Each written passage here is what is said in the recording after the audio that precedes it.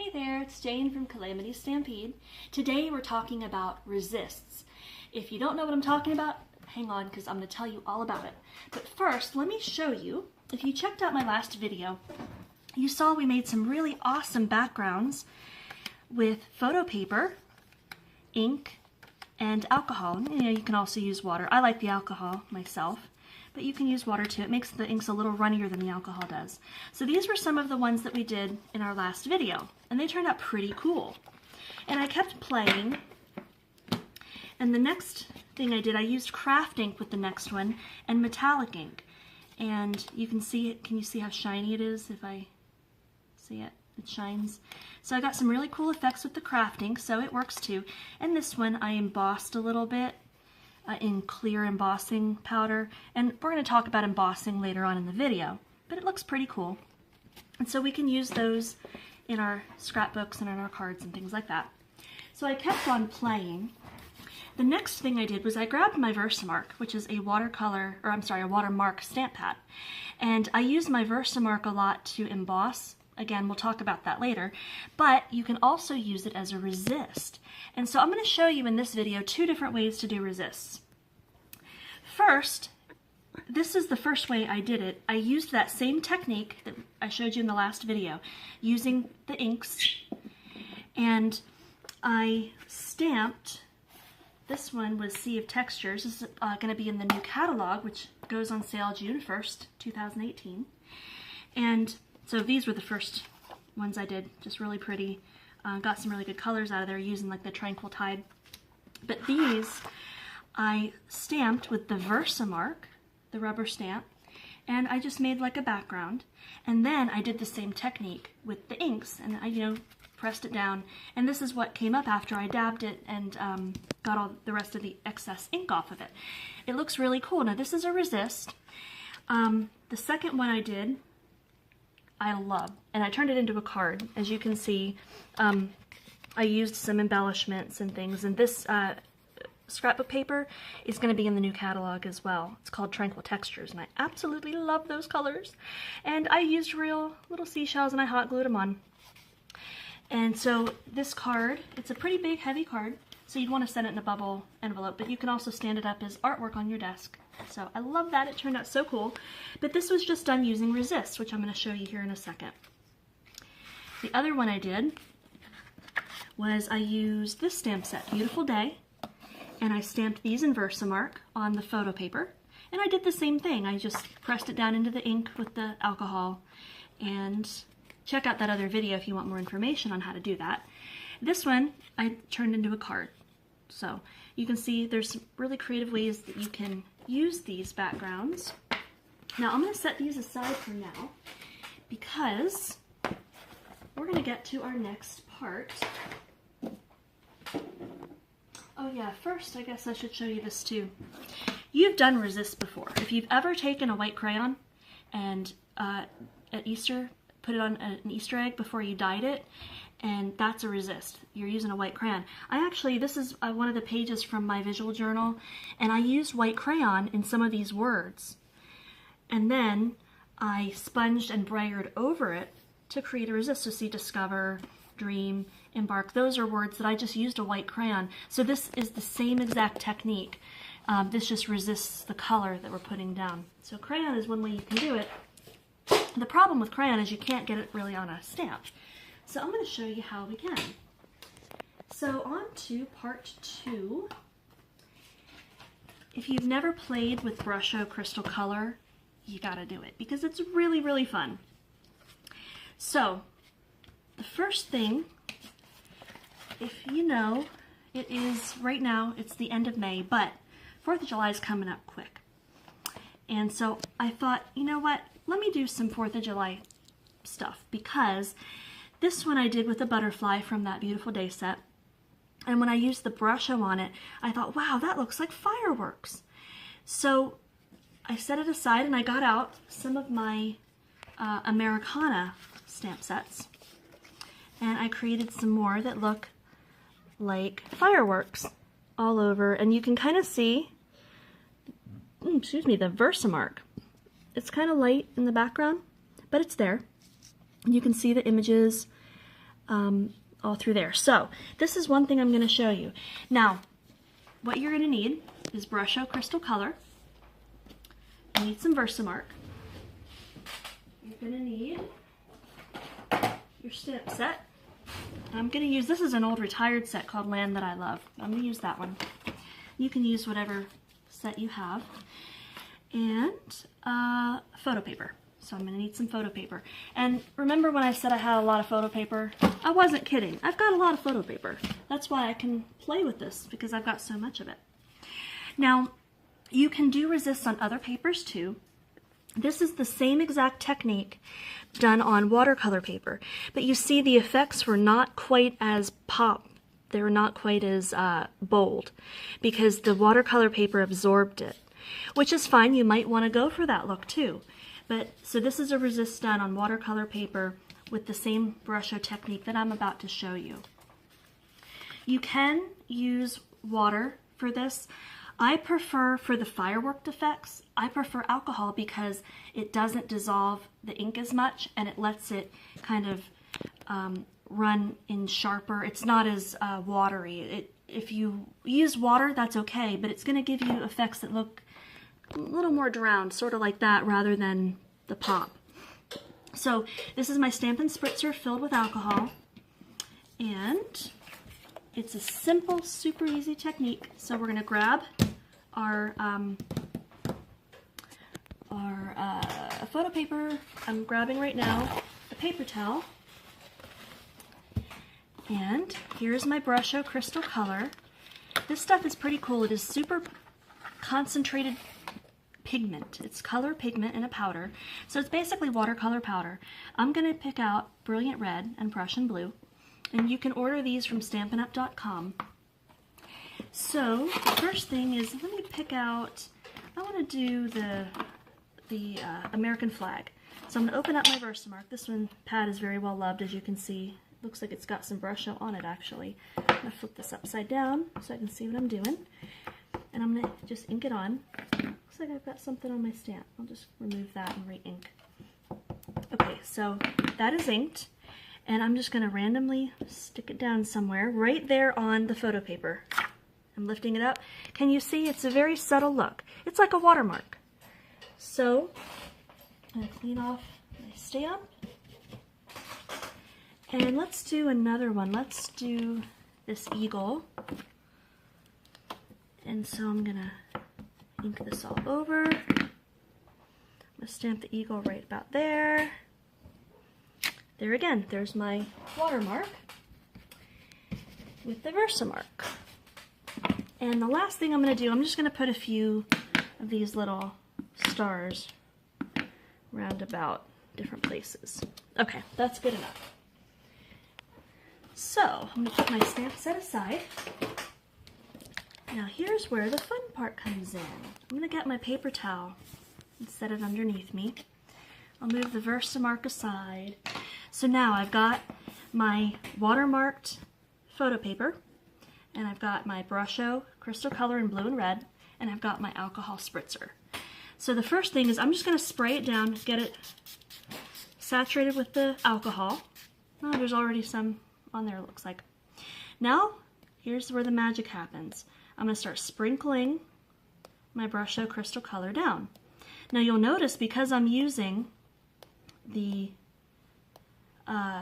alcohol, it's not running as much as if I was using the water. And that's actually what we want in this particular technique. Now, I'm just going to come up here and spray it a few times with the alcohol to get it to run a little bit more, because that's what's going to give us our little firework look. See? So we're going to let it set just for a second and let it kind of do its thing. Let it run. And you see how my paper's bowing? That's actually good, because it kind of gives us the effect of the fireworks that we want. So I'm grabbing another paper towel, and now I'm going to start dabbing it. And this is where you'll start to see the resist showing through the bottom. Can you see it starting to pop through here? Can you see?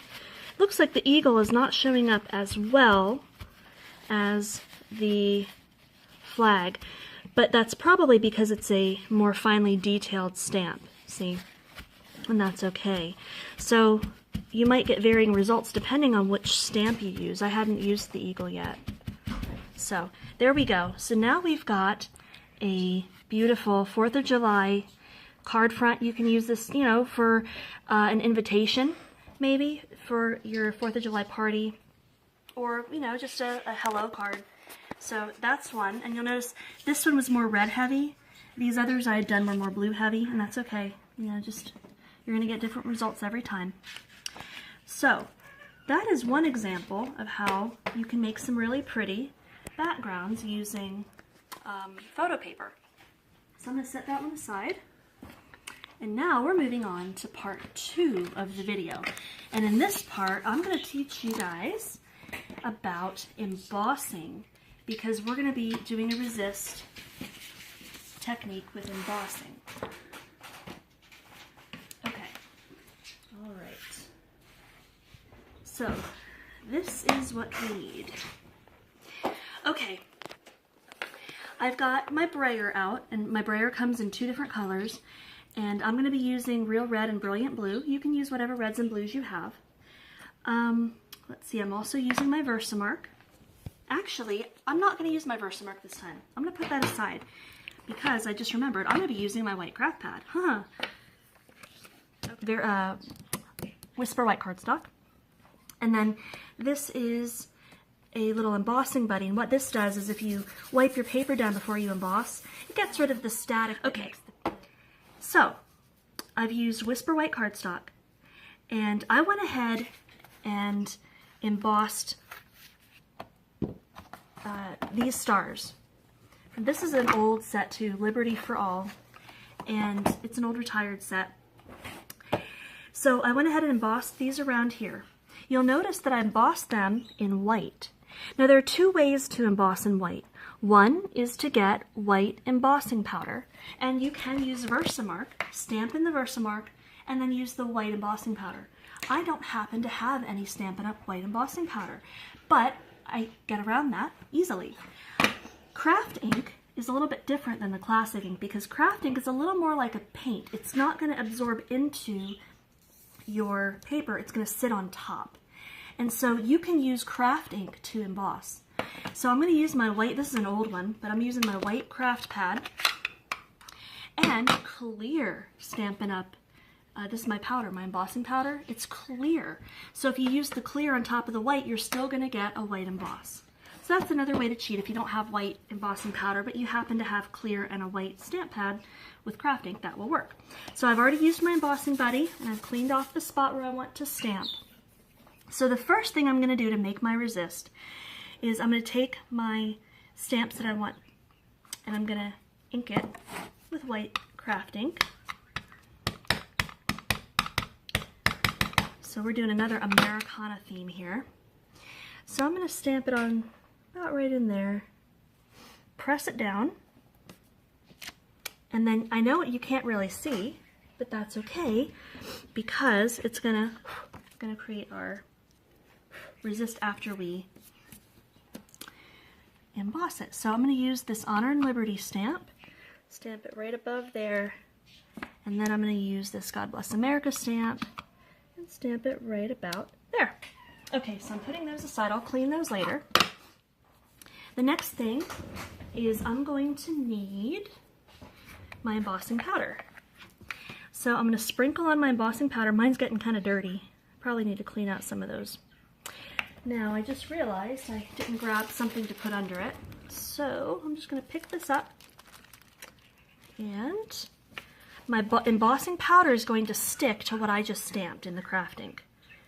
So I'm going to tap that off. Now you see there? You see how it's stuck to the stamp? Now the reason I like to have something under it is because I'll go like so and just pour the excess back to save the rest of my powder. Okay, so I can put this aside now. This is ready to be embossed because that is clinging. And there's a little speck in there. I'll just kind of use my fingernail. Okay, I got it. Now, in the old days, we had to use our stove. This is kind of cool. 20 years ago when I started embossing, we had to go to the stove in our kitchen and use the element to heat this up. Now we have the handy dandy heat tool. So this is Stampin' Up's heat tool. I love this thing because it has two settings. The first one is for heat setting things, like if you wanted to use the white craft ink by itself, it takes time to dry, or you can heat set it to speed it up. The second one is a higher heat setting. This is going to emboss for us. So we're just going to hold this over here and let this heat up the crystals and watch. It's kind of like magic. You'll see the crystals here in just a second as soon as it starts to get hot. There it goes, see it? It's melting those crystals and they'll solidify where they are. So I'm going to let it do its magic. I always love this part. Embossing is one of my very favorite techniques. Okay, and now we're going to do the lettering. See, it's just like magic. Whoop, there it goes. Okay, that looks pretty good. Now because my powder is a little dirty, I've got a couple of pieces in there. I'm not too worried about it though. I'll have to clean my powder out. That's what happens when you've been stamping for 20 years and you have old stuff that gets used all the time. Okay, so now I've got my white cardstock embossed in white craft ink with the clear over top of it. So the next thing I'm going to want to do is I'm going to brayer my ink over this. So I'm going to open up my blue and my red. You can use whatever stamp pads you have. Now, I think I'm going to do the blue on the top. So here's my brayer. I'm going to hold this steady and roll the ink to load it onto the brayer. Like that. That looks about good. Now I'm going to start at the top off of the page and start rolling it. And the more I roll it, look, it's like magic. You can start to see that embossing coming through it because it's resisting the ink, you see? So the further down I go, the lighter my pressure, because I want that to blend into the red when I put the red on. I want it darker up here. So I'm just going back and forth over and over and over until I get it where I want it. And that looks about where I like it. Okay? So there, I'm going to put the blue aside. I'm going to do the same thing with the red. I'm going to load the red onto the brayer. I'm flipping it around. Now I'm going to start off the page and go dark, heavy pressure at the bottom. And as I start moving it up, start applying lighter pressure as I go, because this is going to start to blend together with the blue. And you can go back and forth, and you can reload your ink if you need to, but it doesn't look like I'll need to with this one. There we go. So now I've created another 4th of July card front, and this time I've used the brayer and the ink pads to create the color, and rather than Versamark, I've used embossing to create the resist.